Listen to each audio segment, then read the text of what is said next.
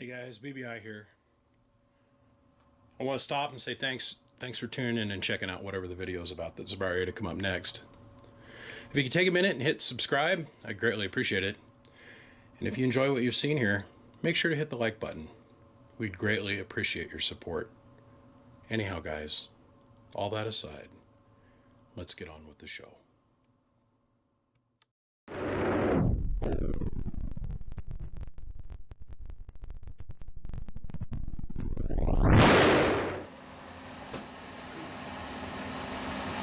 So, we have climbed over hill and dale and through the woods to grandmother's house on this antique DNA Phantom.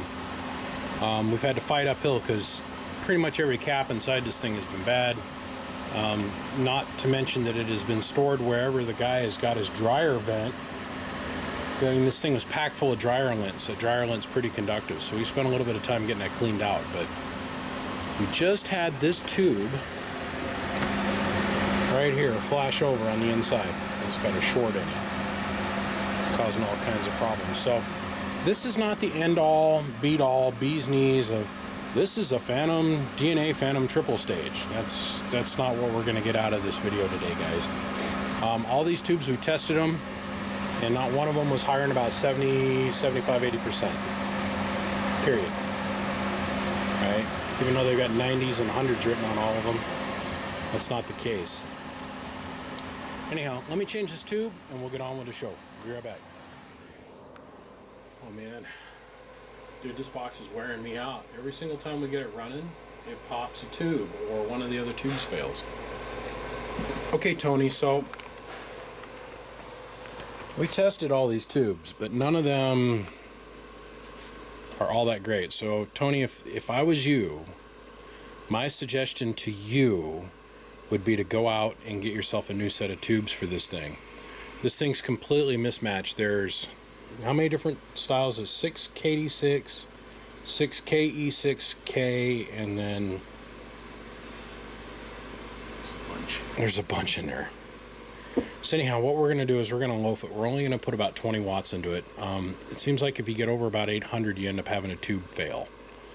So I'm fairly confident if you go and get some new tubes for this thing, it's going to run like a raped animal, since electrically we've got every single thing working on this thing now.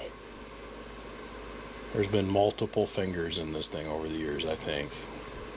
And the other thing is we think that this thing has been submerged, and it has something to do with the buildup on the transformers and the quantity of rust that's on the bottom side of this thing. Either that or it's been stored for many years in a very wet climate. Very wet. And the lint is unbelievable.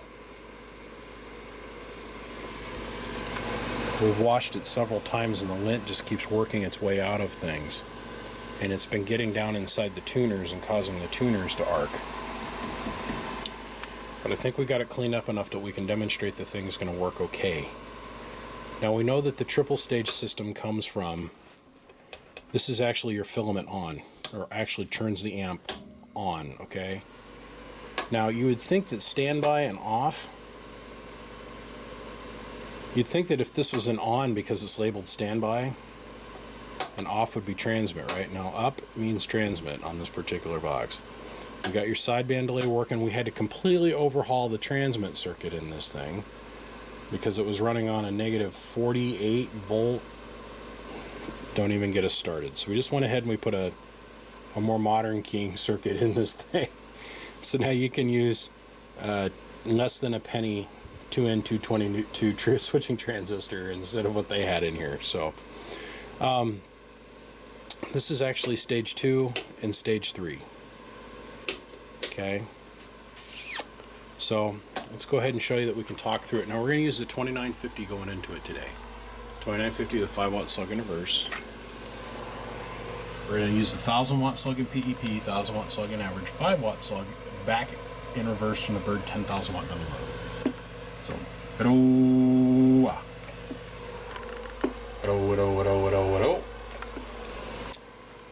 so let's go ahead and we'll kick this up into operate or standby on. So Now, tongue-in-cheek, we do have a band selector. And we all know that this is primarily meant to stay over in the 10 position. Okay? I am not brave enough to try this in the other positions, but there is a switch that does the input on the back, and it is all wired electrically correct to the schematic. We made sure of that, didn't we? Oh, yeah. Come on. Oh, man. I'm sorry. I have a special spot in my heart for the sweep tubes. I do. But they're really getting to the point with the HG coming on board where they're almost not worth fixing. I had a Skipper, or no, a Palomar 300 that's also owned by the same guy come in here today, and it had 8950s in it, and the tubes cost $125 a piece. We tested every single tube that was in it, and they were all flat. They were like 10 and 15, 20%. So we're trying to make the best of a bad situation here with this amp. It went to another technician, and it sat there for how long? I don't know the answer to that. A long time. A long time. So we're just trying to get this thing running for him. All right, so 20 watts of drive on low. About 300 watts peak. So now we're going to go ahead and we'll bring on the second stage. We'll bring it up to full bore. So this is high. Now we can sit here and we can tweak with the tune and load knob just a little bit more. Please don't arc over.